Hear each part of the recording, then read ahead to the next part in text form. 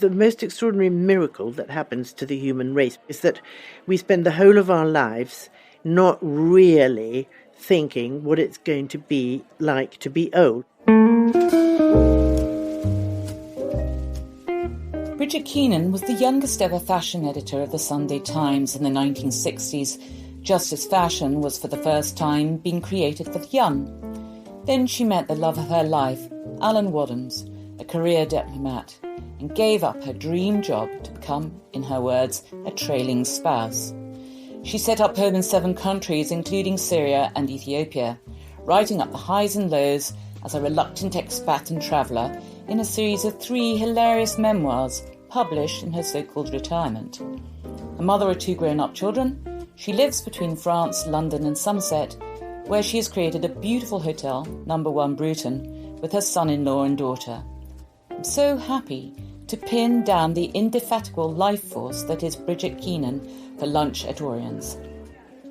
Brigid, it's so lovely to see you after this 2-year purdah. Must have been the first time in your whole life that you haven't had to move at all for 2 years. You've been in one place, not constantly moving around.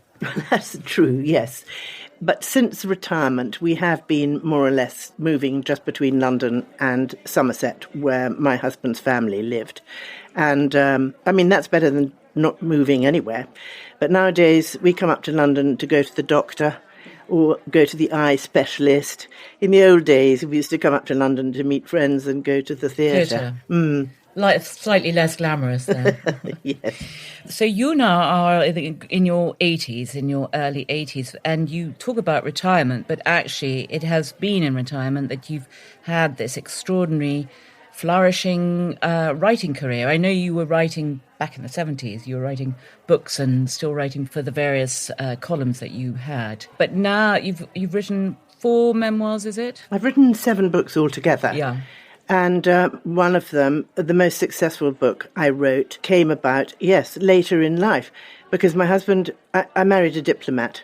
And when I married him, I didn't really take on board that this was going to mean that I would spend most of the rest of my life abroad.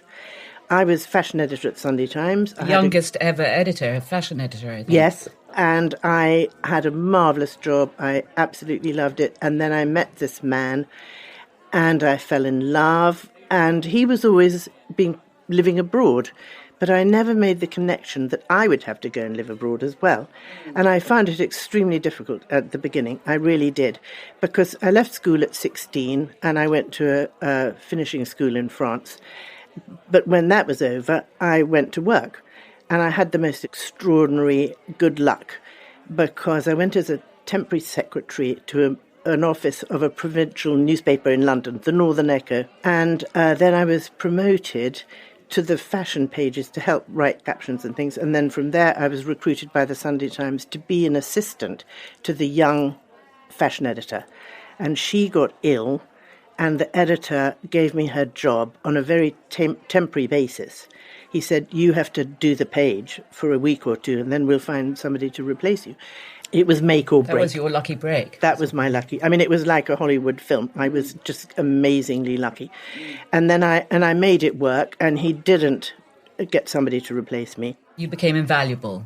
Yes. But both you and your sister, Maura, you had an upbringing, born in India, in the days of the Raj, independence, partition, brought up mostly by your ayah, your nanny. Very old school upbringing. Were you groomed for university? No, in my day.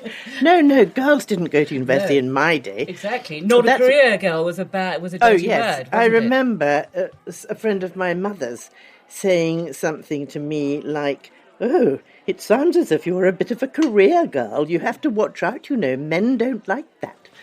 And I can remember thinking, drop dead. No, we were certainly not groomed. We were groomed to get married as soon as possible. So what was it in both of you that made you both successful? I think it was India. I think being born in India, and my family's Irish. So in the time that I was growing up, England was incredibly snobbish. So the Irish was sort of considered rather I can remember when Moira, my sister, went to dinner with a very grand family, and somebody told her that Moira was an Irish Catholic, and the hostess said, "Oh, I've never met an Irish Catholic before, except my maids." My God. So it was it was a bit naff to be Irish or Irish Catholic, and certainly naff to not have been educated in England, as my father wasn't educated in England. And then the mere fact of being born in India somehow made us outside the box. So when we were growing up in England, we had a much broader horizon than somebody who'd been born in Surrey and, was still in Surrey. So we had a completely different route. And I think that really helped us because we didn't have any built-in bars, either of class or colour. Yes. And it probably drove you harder and it made you want to prove yourself, did it, perhaps? Yes. Yeah. And also because somehow the world of our childhood had been a very open world. Yeah. And coming back to England was rather enclosed. But we wanted to be part of the openness and, do the things we wanted to do. And I think my mother was very literate. So writing was... I sometimes think of my mother. She could have had a wonderful career. In a different era. In a different era, yeah. Yes. What did you learn at finishing school? Because you went to finishing school in Paris, didn't you? Yes, I went to a finishing... I don't know how on earth I ended up there because my parents didn't have any money. And I remember we were given... part of the course was how to deliver a baby. And I wanted to give up this bit of the course because I didn't think I would ever have to deliver a baby. And then I went to the headmistress, Mademoiselle Anita, and said, "Can I possibly give up this course? Because I don't really like doing it." And she said, "Of course you can't give it up. You have to do this course because you never know when somebody on your estate will need your help to deliver their baby." And Has it ever come in use? No. And I wanted to say, the nearest estate to me in Fleet, Hampshire, is a sort of housing estate round the corner from our house. And so from there you went on to back to London. Yes. Yeah. And then... swinging 60s. Yes. And that's why my job at the Sunday Times was so amazing, because the 60s didn't really start happening until maybe 61, 62, 63, and that's exactly when I was on the paper. So I was the right age for the job. And the senior fashion editor on the Sunday Times, who was a very distinguished woman called Ernestine Carter, but she did sort of grown-up clothes, and up until the 60s, she'd been incredibly successful. But in the 60s, the only clothes that people wanted to know about were the young clothes. And that's where I was so lucky, because I was the age, it was all happening around me, and I was just incredibly fortunate. Gorgeous, happy days. Heady, they must have been exhilarating. Yes, it was. And towards the end of that decade, you met the love of your life. And yes. You were called the young meteor in the world of journalism. Did you even question that you would give up your job to follow Alan around the world? He's a career diplomat. No, because I said before, I realised that he was going to be travelling, but somehow I didn't see myself being beside him. But when the crunch came and he was posted to Ethiopia, I had to make a huge decision, because I realised at that point I either would leave the paper for 6 months and go to Ethiopia, or basically just say goodbye to my new marriage.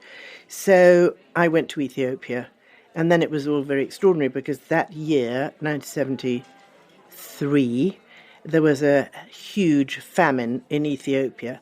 And so when I got there, I found I was the only journalist, because the emperor, there was still an emperor in Ethiopia in those days, he had forbidden anybody to write about the famine, which was just beginning.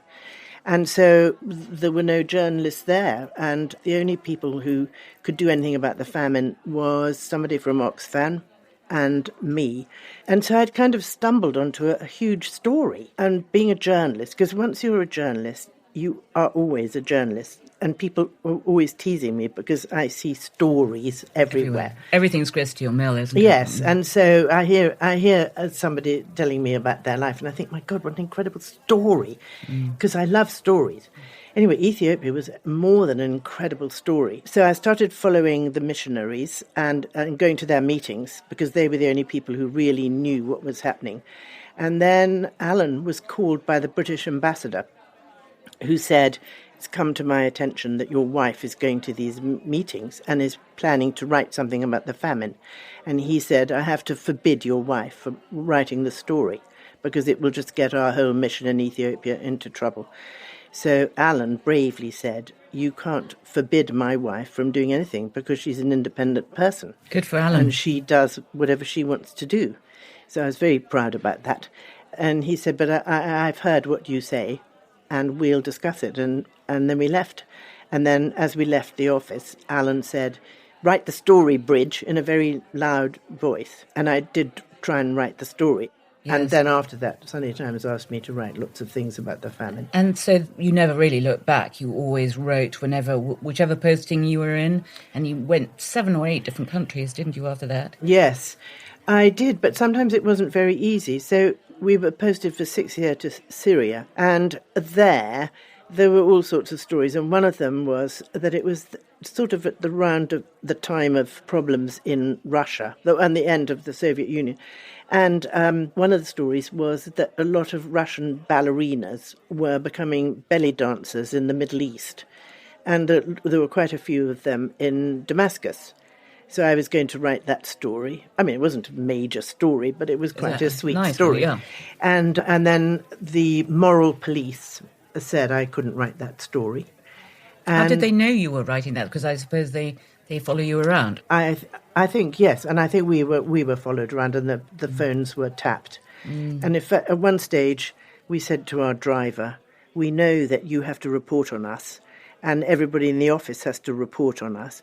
And he said, "Yes, everybody has to report on you and some do it with more enthusiasm than others." So we wondered who's those.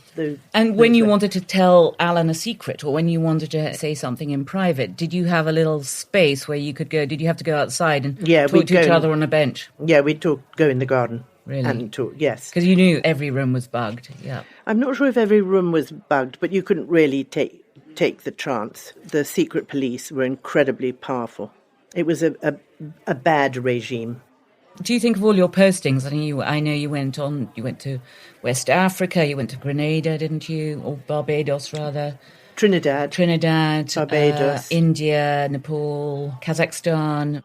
Was there any place that you could say you lost your heart to? Yeah, Syria. Definitely. I absolutely love Syria. And the Syrian desert is full of stuff. And I can remember we went out for a drive one weekend and we were walking across a bit of desert looking at some ancient ruin. And then Alan's foot touched something and he bent down to pick it up. And it was a Roman or pre-Roman clay chariot just sort of lying there. No. It was broken, but I mean, it was thousands of years old. It was just extraordinary. So I loved that. And I loved the Syrian people who were incredibly nice, hospitable people. And it must be heartbreaking for you to read the news about what goes on. I think the revolution, it's just been terrible and still is terrible. And all these, everybody's forgotten. There are all these refugees in the desert between Turkey and Syria. I think there's something like 5 or 6 million refugees from areas that are at war or fleeing ISIS, or it's all a mess. And during all these, the postings were probably about 3 years, weren't they? 4. And you'd have to come home, and you've described coming home as getting out there was bad enough. And you described the Mondays when Alan goes off to the office and you're wondering, twiddling your thumbs, waiting for him to come back at the end of the day like a faithful dog. And then the absolute horror of motherhood, you said at the beginning. No one prepares you for that. No one prepared you for any of this, actually, the life of a trailing spouse and motherhood. But you got through all that. You sent your children. I got through that. I mean, I absolutely love my daughters, and both of them done extremely well. But they were also both expelled from school. And all I can say is if only I had known back in the day when I was sort of weeping and wailing about them being expelled, that everything would come out all right. It would have been much better. But anyway, it did all come out. But I was thinking about my sister. My wonderful sister Moira died a long time ago, But I have a younger sister, and she has not travelled very much, and she has a dog and lives in Cumbria. And I was thinking about our sort of happiness graphs, and I was just thinking that my happiness graph is a bit like a COVID graph with sort of summit peaks and troughs. Yes. And her happiness graph is probably just all around the centre, with, bumps and lows, but not huge peaks and not huge lows. And then I was thinking, well, which is the better? And I think, well, I think I'm happy that I had mine. And it suits your personality. It suits my personality. It does. And you, as you said before, you didn't. Some people are born to travel, but you had it thrust upon you. I had thrust upon me, yes. So would you like to retire? Would your ideal now be to just go and put roots down and stay in one place forever and ever, or what's next? Well, we have the house in France, which we were locked down in, and that's our delight, actually. It's not at all a flashy house, it's a tiny little house, but it's just lovely weather, and we're at the bottom of some mountains, and so we love that.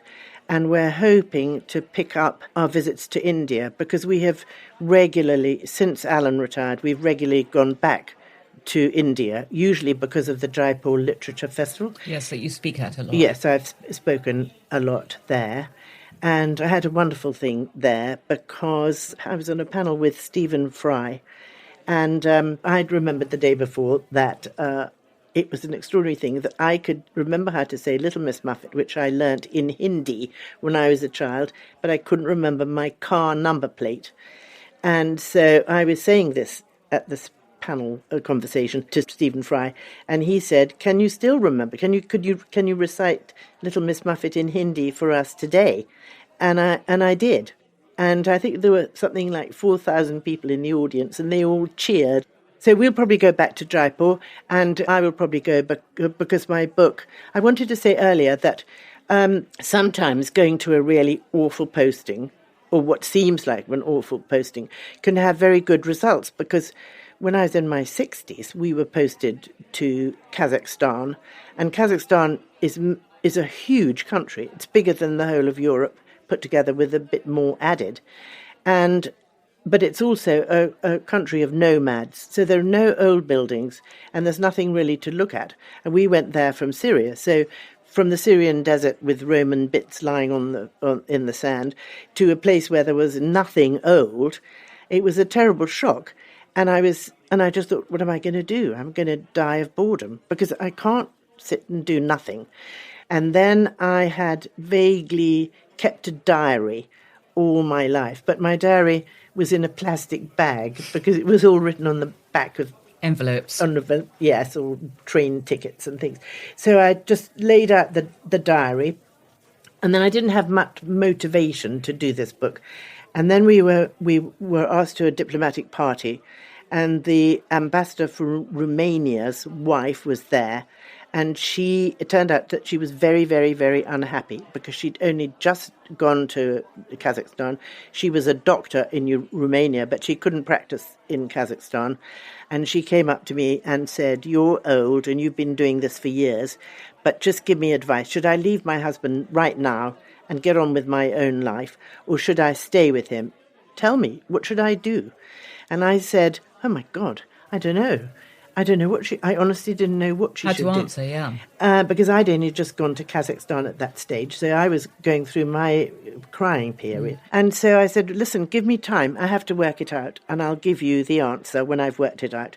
So then that was the motive to make me write the book. So there were all these bits Diplomatic of diary. baggage. Yeah, It's wonderful and I book, wrote the book. which is coming out again in paperback, isn't it? It's coming out this summer, and I think the launch is in September. And Most so, wonderful book. Makes me laugh so much. Oh, it was very well received, and I loved writing. I mean, sometimes I look at it and I think, how on earth did I write that? But anyway, it is coming out. And so Kazakhstan, for all the misery it caused me at the beginning, it gave me that book, and that's been the most successful thing I've ever done. And so I have to really say thank you to Kazakhstan. It's fantastic, and plenty of people have called it the sort of Bridget Jones of later life living. Has anyone ever approached you with film rights? No. It would make a brilliant... I know. Wouldn't it? So William Dalrymple wrote a review which said that somebody should make a film. And I think the BBC did a thing called The Ambassadors, which was a very funny thing about 10 years ago. And I think they might be developing that. So nobody's leapt at it. Though I have had some inquiries, but nothing's ever... Well, there's always tomorrow, and there's always the paperback, and when that comes out, maybe it will happen, because it would be absolutely brilliant. All these wonderful places just fed your passion and addiction for collecting things. You have a magpie eye. Yes. Where does that come from? Or do you think that's a way of creating order in this very gypsy lifestyle? Well, I think I say to myself, because I'm half feeling so guilty about buying all these things, because we were lucky, again, to go to many places when you could still buy things, not expensively, and, beautiful things, and bring them home. There were no restrictions about bringing things home from lots of places that we went to. And now there are restrictions of bringing things back out of countries. But I think it's all probably caused by the fact that I was an Indian Army child, and my parents moved very often. Even in the 9 years that I lived in India, we were always moving somewhere from one army cantonment, as they're called in India, to another. And I think this gave me a feeling of I wanted to have things around me that were mine. Security blanket. Yes. Yeah. And so I always want to buy every house that I see, and I want to have all these things. And I think it's because I just want things around me. And of course, I can't buy every house I see. And as you get older, quite a lot of people like to shed things. You haven't got that desire yet. No, we have. I've suddenly realised that we're leaving our children, when we finally drop off our perch, we're leaving our children with just a nightmare of sorting to do. So I'm starting just to sell a few things.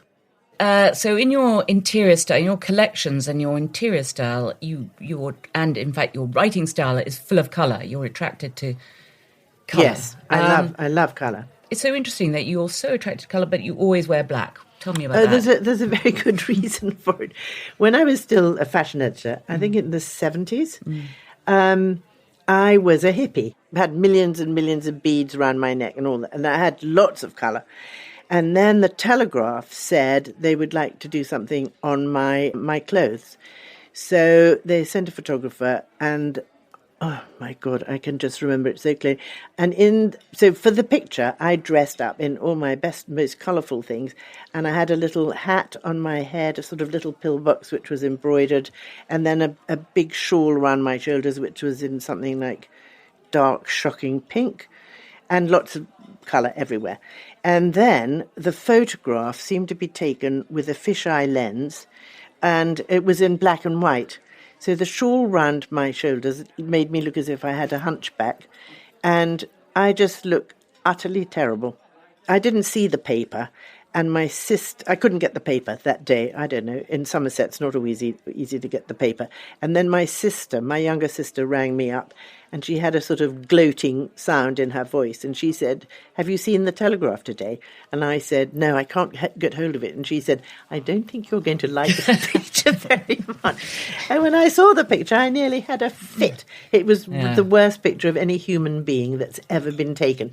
I immediately threw out all my hippie things, every single thing. And you've worn black ever since? Yeah, absolutely. And do you think there is such a thing as dressing for your age? No. You think you should? Well, I don't know. I do think that elderly people shouldn't wear miniskirts, probably because of the quality of the skin on the legs. But on the other hand, if you wear thick tights with a miniskirt and you're old, I think that's okay. But I occasionally see older women with flesh-coloured legs, either bare or with tights, and wearing miniskirts, and I don't think that's a good look. After 65? Yes. Well, it depends on your legs, I suppose. It depends on the legs. Of course it does. So, do you think there's anything, now you're in your, I was about to say 70s, but actually you are in your 80s, do you think there's anything good comes out of being older? We were just talking earlier about the fact that you don't come to London for the theatre anymore, you come for the doctor's appointments. Have you enjoyed this period of retirement where you don't have to be moved around, where you don't have to go to these dinner parties that can be turgid Yes, affairs. Yes, I have enjoyed it, and I think I partly enjoyed it because there's more. I mean, this sounds ridiculous because most people think it would be nice to be retired and have nothing to do and just sort of loll around. But I can't think of anything worse than that. So this is why I keep writing. And I think being in more stable in one place, having a marvellous husband, a family, and having a computer which I can take to France or in England, I can just sit down and write. So at the moment I'm trying to write 2 books. One of them I'm not going to talk about because it's just an idea and I don't know whether it will work. And the other is a memoir about being old, a funny book about being old. And what's the funniest thing about being old, would you say, Brigid? Well, I had a stroke 5 years ago, which should have been an absolutely horrible thing. I mean, it was an absolutely horrible thing, but it left me unable to speak. And I had to relearn to talk. As you can see, I did that quite well. But in the course of doing that, hilarious things happened because a lot of my talking didn't make any sense. And my grandchildren thought it was completely hysterical. So they would say to me, can you say the alphabet? They call me Duda. Duda, can you say the alphabet? And I would go, with the best intention, I would go A, H, Z, because I just couldn't speak. I wasn't doing it on purpose. And then they would say, count to 10, and I couldn't do that either. And they just used to be rolling around on the floor. It must have been frightening, though, was it? At the same time? At the time that it happened, it was terrifying. It was terrifying because I'd had a mini stroke, but I didn't sort of really... It was at a literature festival in Gaul in Sri Lanka. And I was talking to the foreign correspondent, Christina Lamb, and I said something to her. And then in my mind, I thought, what have I just said? It didn't make any sense. And she was amazing. And she said to Alan, my husband, I think Brigid's having a stroke. You should get to hospital. So we went to the hospital and they did some tests. And then I went home. And they said, oh, you probably had a mini stroke, but you'll be fine. So 3 days later, I had the second, much worse stroke in my sleep. And I just went to sleep. I had the best night's sleep of my life. I woke up in the morning unable to speak. And then I was so worried because I thought that my husband would think that I'd just gone mad. So I was trying to write a letter to him to say, I'm not mad, I just can't speak. And he was just amazing. And then I went back to the hospital and then they sent me in an ambulance to Colombo to have the head scans. And then they could see what it was. And then what did you have to do? Then they gave me the right medicine to prevent another stroke, which was, of course, key to the whole thing. And then we just had to hang around. We were not allowed to fly back, not allowed to fly. And then I had a year of trying to learn to speak again. And the intimations of mortality, did that change you in any way? Do you believe in the afterlife? I wish I didn't, but I was brought up a Catholic, and I am still practicing Catholic in a very broad sense. I mean, I don't condemn anybody else's religion, and I think everybody should do what they want to do. But the curious thing is that when I had the stroke, all I wanted to do was go and sit in the Catholic church in Gaul. And so we found the Catholic church, and I just used to sit in there for hours in a day. I wasn't even praying. But in a way, I wish I didn't. My husband's a Buddhist, so he believes in reincarnation, and I definitely don't want to be reincarnated. I suspect that we probably just go out like a light, and in a sort of way, I hope that's true. But at the same time, I'd like to see my mum and dad again, and my sister. So I don't really know. I mean, I cling on to the Catholic thing, and I think one of the dilemmas for me is that good health is a matter of luck. Supposing you had the really bad luck to be in agony for the last part of your life, I would want to go to Switzerland and go to Dignitas and be put to death. But in my religion, that would be a very grave sin. So now I'd have to be... So I'm already worrying about it now. You know, what would I do? It's an interesting thing, isn't it? The idea of death has been such a taboo, hasn't it? An absolute taboo. And do you think it's a subject that people are more prepared to talk about now? It's more out in the open or not? Do you think it's still something people skirt around the issue? I think they skirt around the issue. And I think it is terrifying because, I mean, it is unknown. Nobody has ever really established the truth about what happens when you die. I mean, there's ghosts and spirits and strange things that happen which make you think maybe there is a life after death. But it is terrifying because you're ending your life. It's a terrifying thought. Yes. And I think the most extraordinary miracle that happens to the human race, which I'm touching on in my book, is that we spend the whole of our lives not really thinking what it's going to be like to be old. So we see old people and you look at old people and you think, oh, well, I know one thing about old. I'm not going to dye my hair blue. Or, you have ideas about what you're going to do when you're old, but you never really think or imagine what it's going to be like to be old. And I think I started thinking about being old when I had the stroke and then when I had my 80th birthday, which was 2 years ago.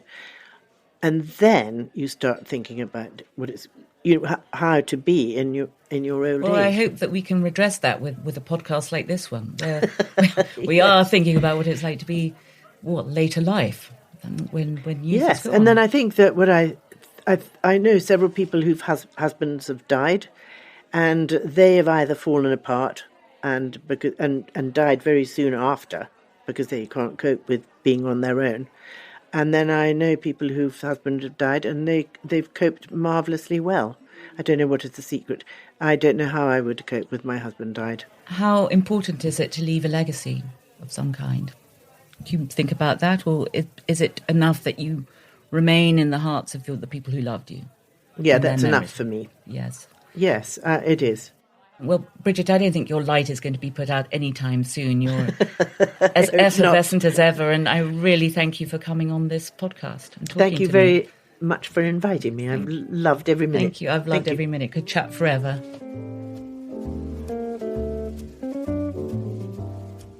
If you've enjoyed today's show, you can hear more episodes in the series by clicking follow wherever you're listening to this, or simply searching The Third Act on Apple Podcasts, Spotify and YouTube. And if you think your friends would love to listen, please do tell them about the series.